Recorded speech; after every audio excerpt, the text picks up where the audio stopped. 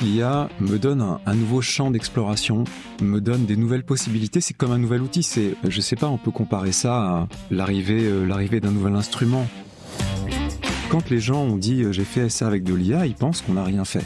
Mais si on veut faire des trucs intéressants avec de l'IA, quoi qu'on fasse, de toute façon, ça demande du temps, ça demande de l'investissement et beaucoup de créativité.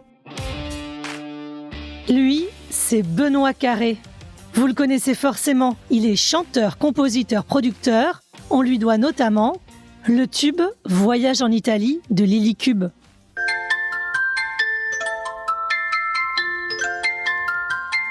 Et moi, je suis Lise Barcellini, journaliste, passionnée de rencontres et d'innovation. Vous écoutez « Y a encore du taf ».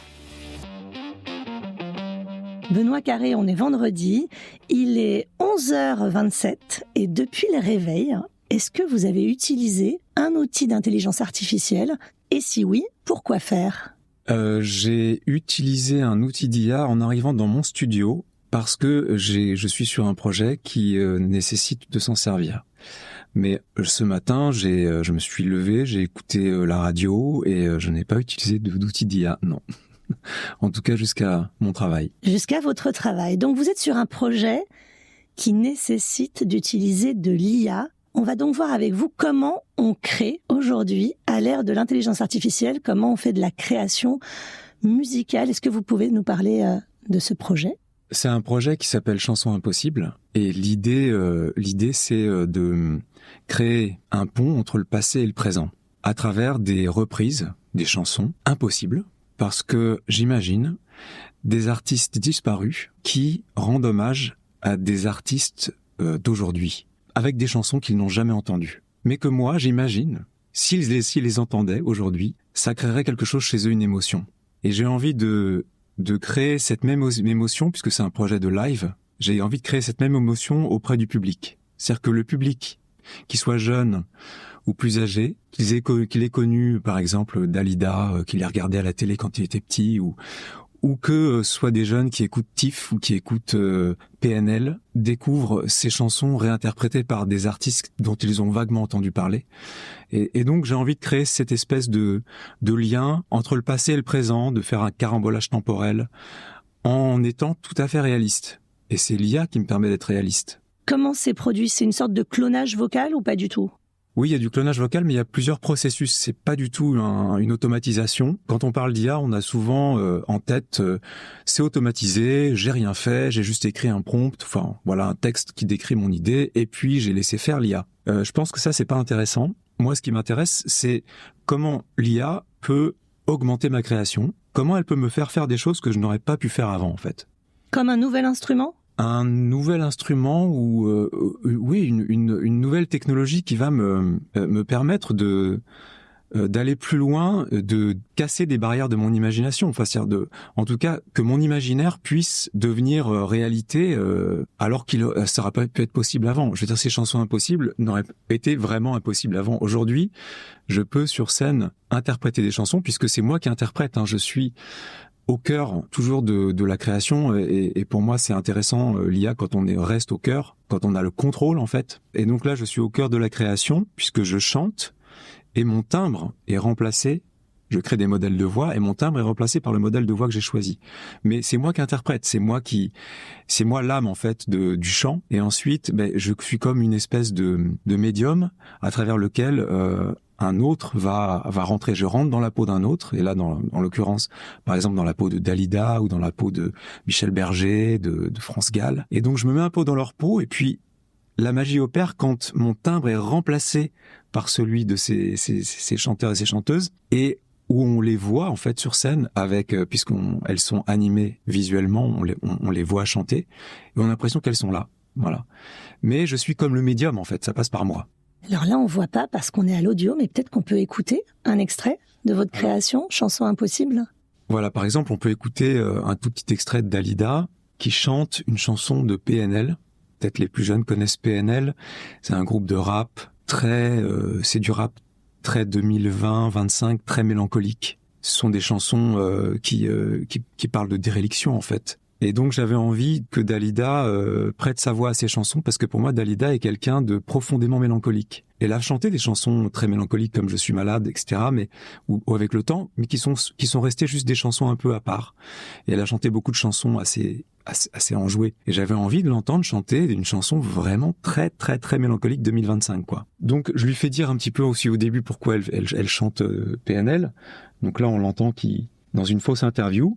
Dire que la chanson qui me va bien en 2025, c'est Autre monde de PNL. Je crois qu'elle décrit très bien ce paradis bleu et mélancolique dans lequel je vis. Cette voix, elle est produite par une intelligence artificielle. Non, c'est du clonage. C'est-à-dire que j'écoute l'interview de Dalida, j'écoute plein d'interviews, et puis je me mets dans sa peau, et là je peux vous faire ce que j'ai enregistré. Elle dit mais je crois que la chanson qui me va bien en 2025, c'est Autre monde de PNL, parce que je crois qu'elle décrit assez bien ce paradis bleu et mélancolique dans lequel je vis. Et ça, je donne ça à une IA qui va remplacer mon timbre et mettre à la place celui de Dalida. Donc on a vraiment l'impression que c'est Dalida qui parle. Ce paradis bleu et mélancolique dans lequel je vis. Et après, je me contente pas de lui faire dire ça, je la fais chanter.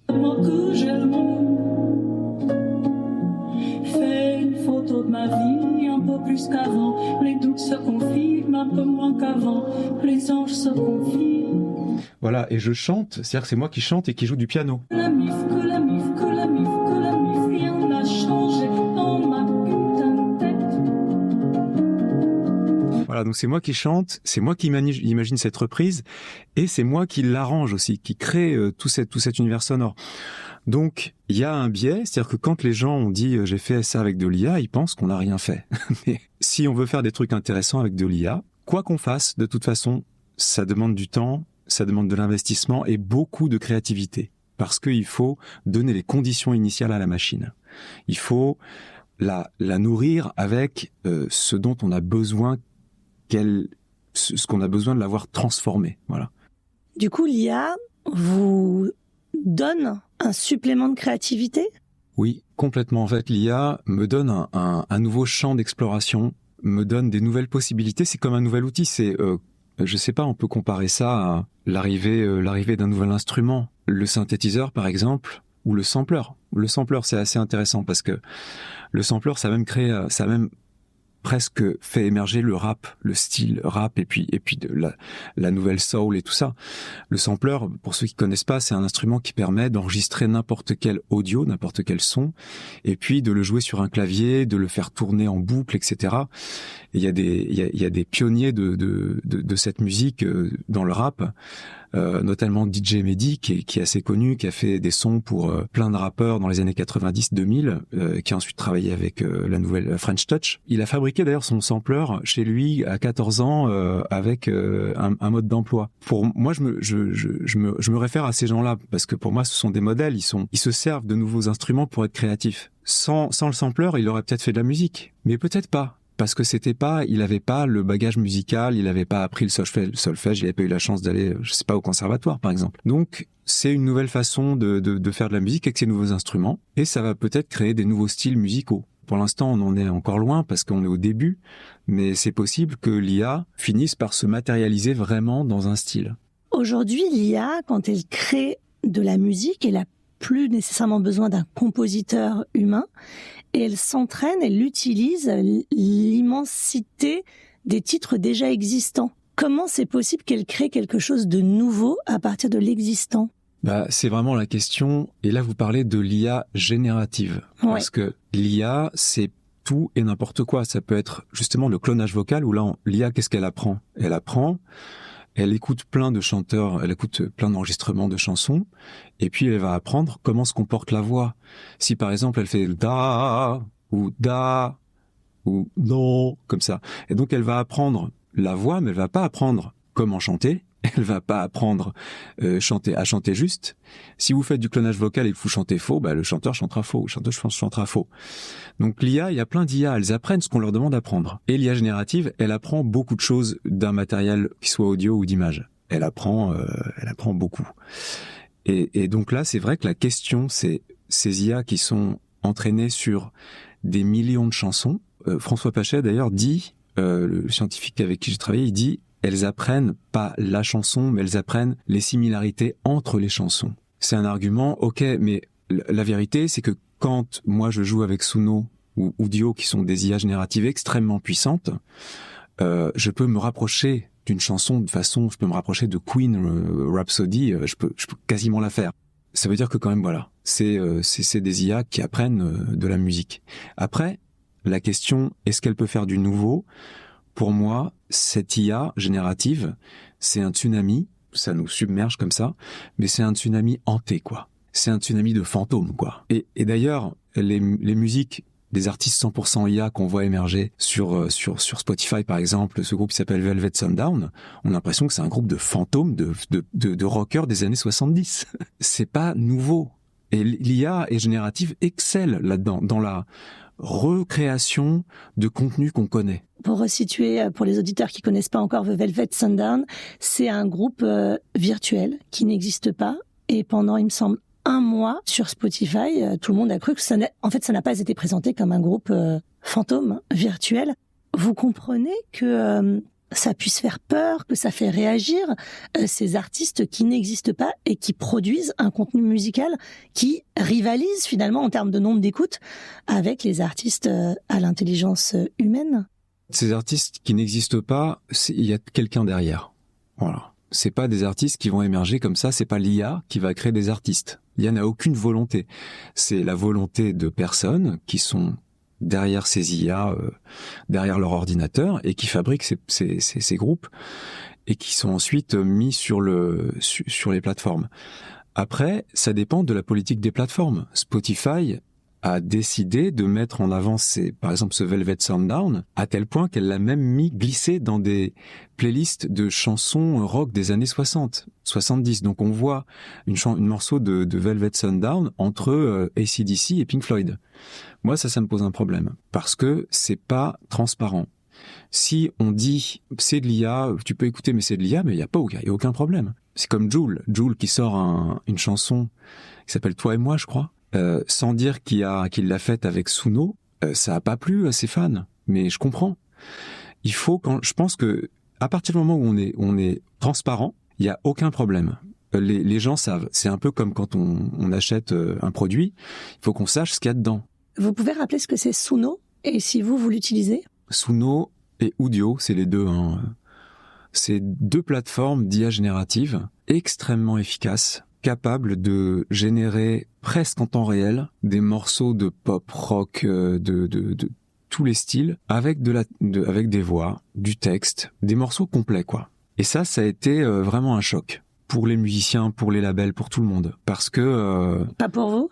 Si, pour moi, oui, ça a été un choc aussi. Et j'ai essayé l'outil très vite. Et ça a été un choc. Ces machines capables de générer de la musique. Et c'est souvent de la musique mainstream. Alors moi, ce qui m'a rassuré, parce que après la peur, ensuite il faut essayer les choses, parce que c'est le seul moyen en fait de savoir si c'est vraiment horrible et flippant ou si en fait on a encore de la marge. Donc moi j'ai essayé et je suis allé triturer la machine, la pousser à ses limites en lui donnant des styles de musique beaucoup plus, des styles de musique pas mainstream, pas populaire. Par exemple, la cumbia ou par exemple le bebop, un morceau à la Charlie Parker. Et là, j'ai des résultats qui sont très très à côté. Donc ça veut dire que très à côté, ça veut dire beaucoup moins créatif que qu'un compositeur humain. Ouais. Pas du tout ce que j'attends. Pas réussi, quoi. Par exemple, Charlie Parker, je sais pas si les gens connaissent, mais c'est du bebop, un saxophoniste virtuose qui faisait qui a écrit beaucoup de chansons et de morceaux. Et c'est un style très très particulier. Mais quand je demande à l'IA de me faire un morceau à la Charlie Parker, il me fait une espèce de jazz d'ascenseur horrible. Donc je me dis bon, ça va. En fait, ce que ça fait, c'est que ça nous challenge, nous, artistes, où on va se dire, ok, donc il est capable de faire du mainstream, ok, je te le laisse, et moi je vais faire du singulier, moi je vais faire un truc que moi seul sais faire. C'est ça qui m'intéresse, et je pense que, comme pour les journalistes, comme pour les écrivains, on est challengé, mais quelque part, on est poussé dans ce retranchement de, qu'est-ce que je dis moi, en fait ? Qu'est-ce que j'ai envie de dire de singulier, de nouveau ? Et ça, l'IA, elle me prendra jamais, en fait. Voilà. Est-ce qu'on peut peut-être écouter une autre œuvre que vous avez produite, composée avec l'aide de l'IA. Oui, je peux vous faire écouter, pour moi, le meilleur exemple de ce que devrait être l'IA aujourd'hui et ce qu'elle n'est pas. Et donc, ce que je vais vous faire écouter, c'est un exemple très ancien qui date de 2018, donc avant la vague de l'IA générative. Je travaillais avec l'équipe de François Pachet chez Sony CSL autour d'un projet qui s'appelait Flow Machines. Et l'idée, c'était de capturer le style des compositions. Donc, on était vraiment sur des partitions. On n'était pas sur l'audio, les enregistrements, on est sur les partitions, donc des notes symboliques sur une portée. Comment ça fonctionnait concrètement ? On donnait à la machine des partitions et elle les analysait et puis elle faisait des propositions après selon son analyse. Et ce qui était absolument génial, c'est qu'on donnait vraiment ce qu'on voulait. On pouvait donner 2, 10, 20, 50 partitions et ensuite elle faisait des propositions qui étaient plus ou moins intéressantes, on gardait, on jetait. Et puis ça permettait d'inspirer pour faire des chansons. J'ai travaillé avec Stromae, avec des jazzmen, etc. pour faire un album qui s'appelle Hello World. Et là, je vais vous faire écouter une chanson qui est dans cet album. Et l'idée que j'avais pour cette chanson, c'était d'enregistrer la chanson la plus envoûtante possible. Parce qu'à cette époque-là, j'écoutais des trucs très envoûtants, j'aimais bien ça. Et je me suis dit, qu'est-ce qui est vraiment envoûtant ? J'ai cherché un peu dans ma tête les chansons que je trouvais les plus envoûtantes et il m'est revenu la chanson à la fin du film Le Livre de la Jungle. Je sais pas si ceux qui nous écoutent l'ont vu ce film, mais à la fin il y a une chanson magnifique qui est chantée par une chanteuse américaine. Je vais vous la jouer là.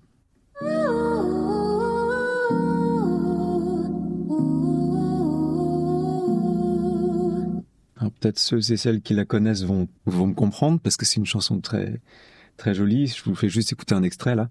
Et puis il y a une autre chanson que je trouvais à l'époque que j'aimais beaucoup de Pink Martini qui s'appelle New Amsterdam.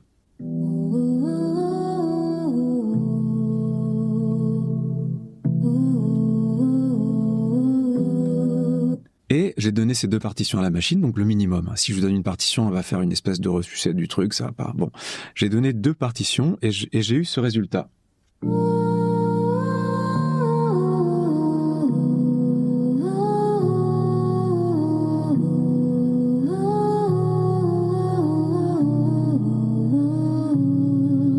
Alors moi j'ai adoré, déjà juste à l'écoute comme ça, instinctivement.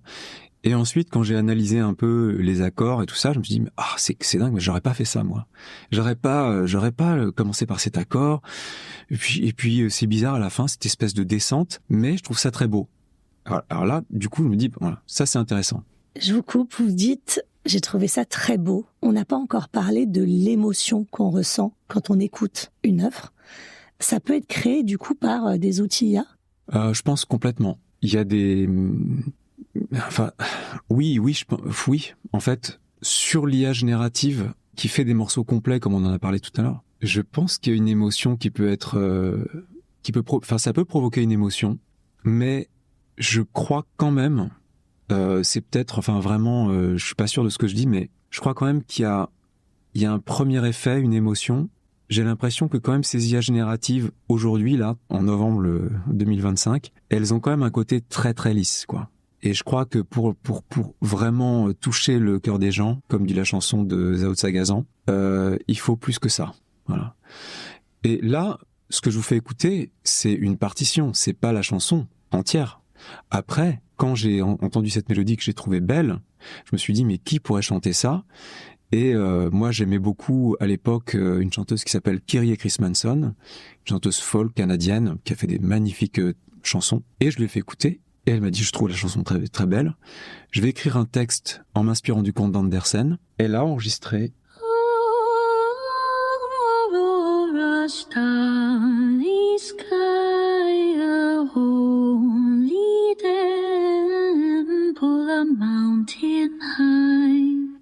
Et donc là, vous avez l'émotion du coup. Parce que moi, je suis capable d'entendre une mélodie si elle peut, son pouvoir potentiel émotionnel.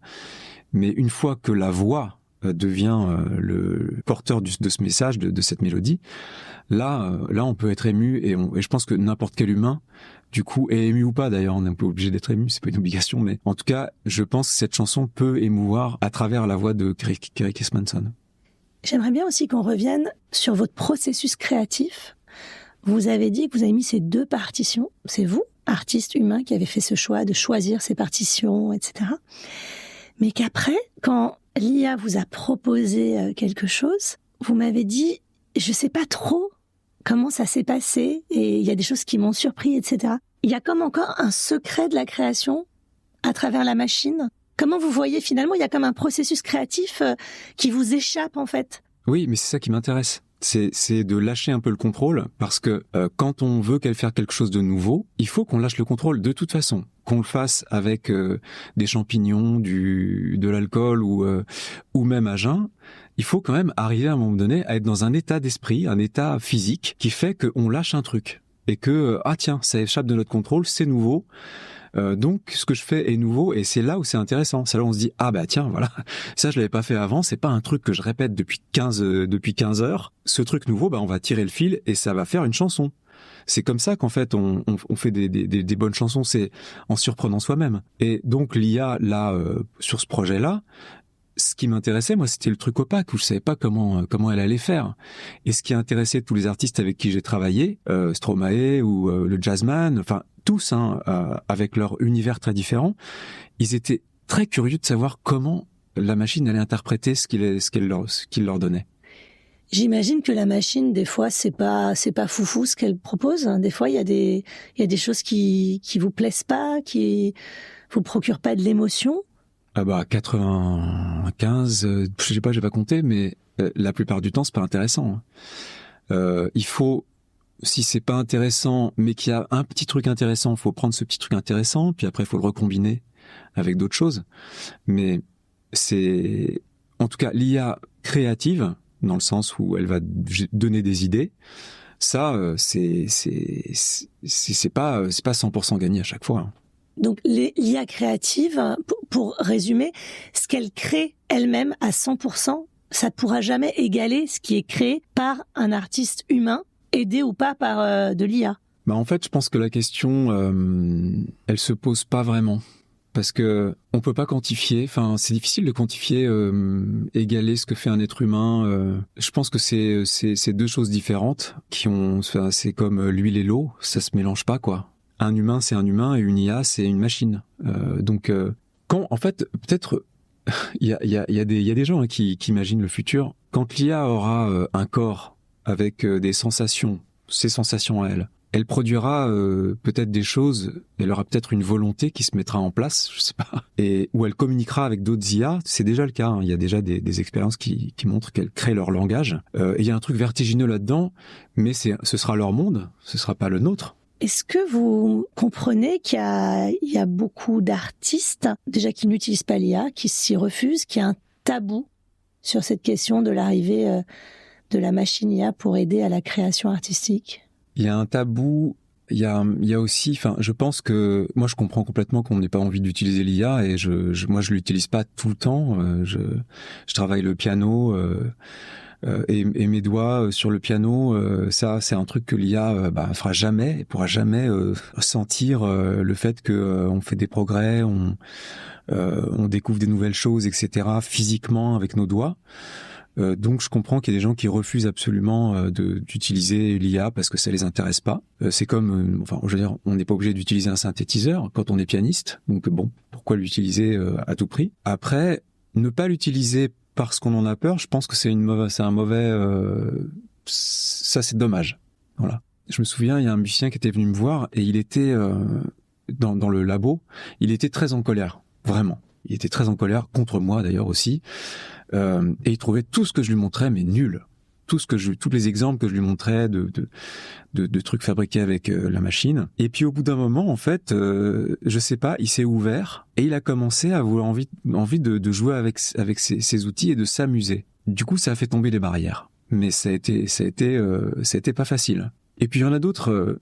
Je pense par exemple aux Brigitte. Elles sont venues me voir et j'ai un super souvenir de cette visite parce que c'était dans le labo donc qui était vers le Panthéon et elles étaient plutôt dans le 18e donc pour les parisiennes, tu vois, c'est un peu loin et elles venaient en jogging en fait. Donc elles sont arrivées avec leurs baskets et tout et puis je leur ai montré le truc et elles m'ont dit ouais mais bon ça on peut le faire, on n'a pas besoin d'IA.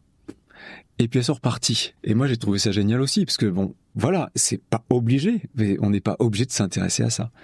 Il y a autant d'attitudes avec l'IA qu'il y a de caractère, de personnes et puis de sensibilité, quoi. Et vous, comment ça vous est venu ce goût pour l'expérimentation avec des machines?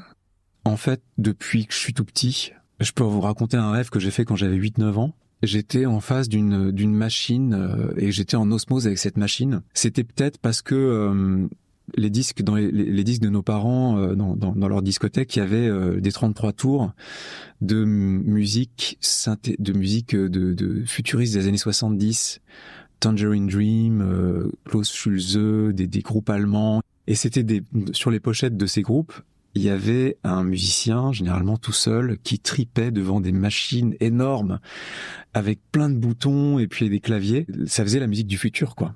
Et on écoutait ça d'ailleurs avec ma sœur dans le salon au casque, on planait comme ça en écoutant ces musiques futuristes des années 70. Et donc je pense que ça vient de là en fait, cet alliage entre musique et technologie pour créer des nouveaux sons, pour créer des nouvelles textures.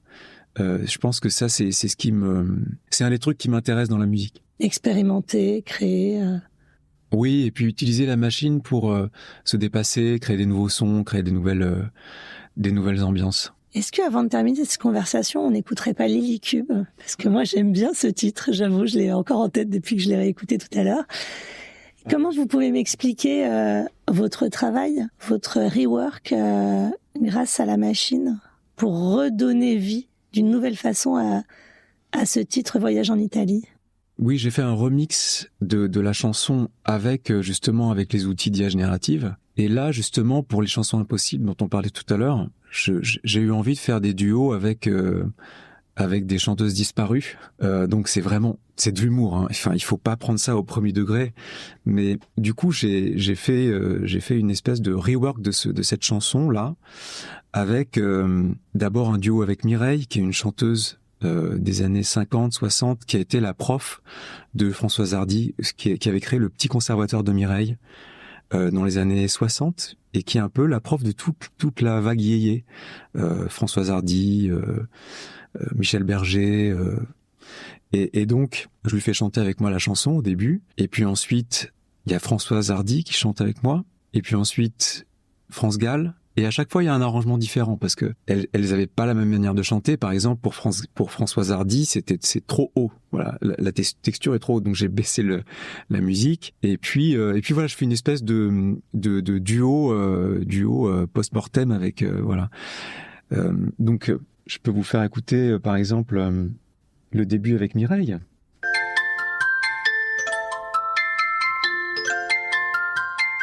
Faire une virée à deux, tous les deux sur les chemins, dans ton automobile, tous les deux on sera bien. Voilà, après on peut... Là c'était du live, hein. Mireille non, hein, puisqu'elle est dans la machine. Vrai, hein. Exactement. Parce que je vais jouer, en fait, je vais faire ça sur scène et je vais jouer au piano et je vais chanter avec ces chanteuses.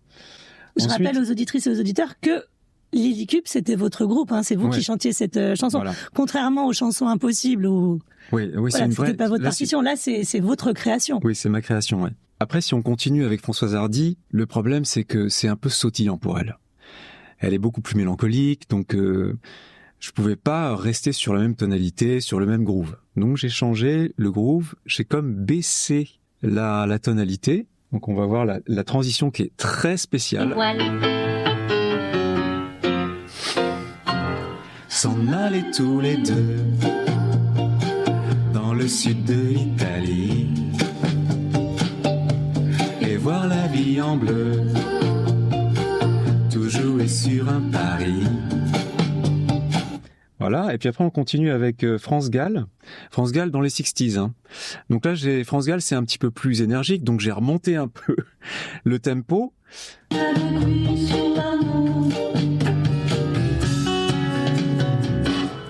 Au milieu de la nuit,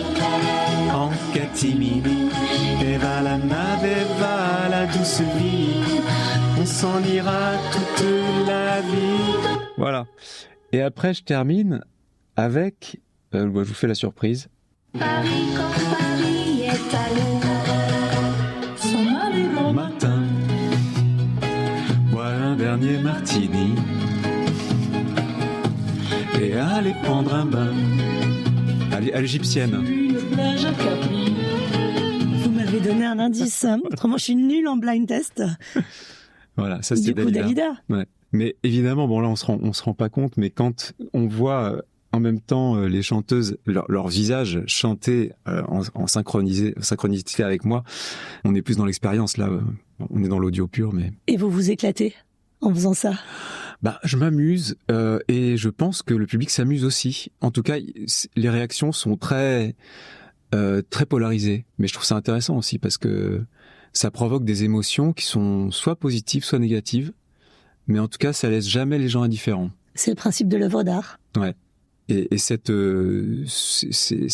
concert, j'ai fait peu de concerts pour l'instant, mais là, je vais jouer au théâtre de l'IA à Paris, dans le 11e, et l'idée, c'est que, enfin moi, mon but, c'est que il y ait une émotion à chaque instant, et que le public perçoive cette émotion, et que moi, je suis un peu le médium par lequel passe l'émotion, quoi.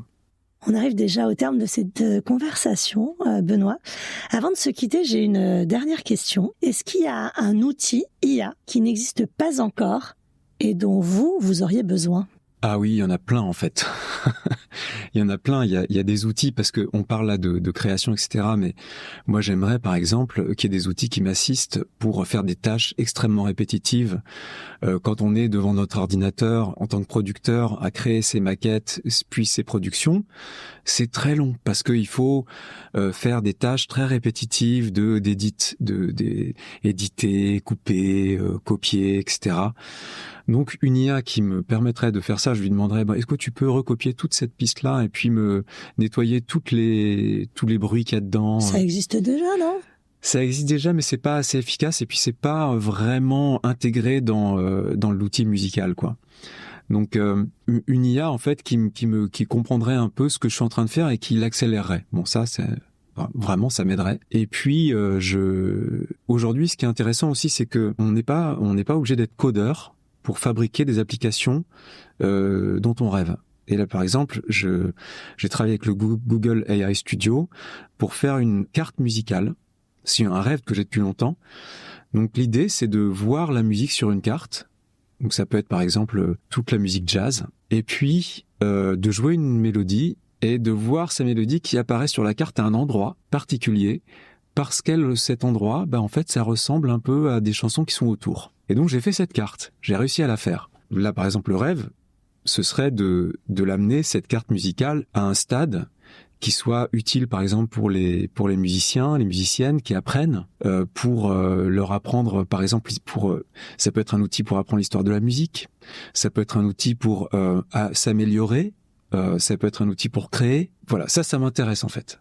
Ce côté IA comme vraiment un apport, une aide utile pour s'améliorer, pour apprendre, pour être actif. Parce que le danger de l'IA, c'est d'être passif. C'est de laisser l'IA réfléchir à notre place. Mais en réalité, quand on se sert de l'IA et qu'on est actif, là, c'est tellement stimulant que d'ailleurs, on peut en frôler le burn-out parce que c'est presque trop, en fait. Ça va tellement vite. Ce sera le mot de la fin. Merci beaucoup, Benoît Carré. Merci à vous.